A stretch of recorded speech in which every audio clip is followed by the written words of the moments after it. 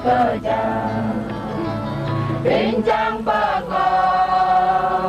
menteri lambil undang bangsa di lam jangemin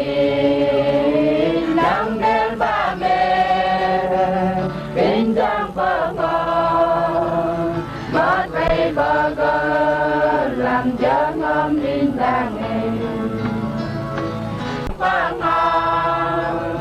Matay pagalam jang amin dangin Injang pagalam alam jang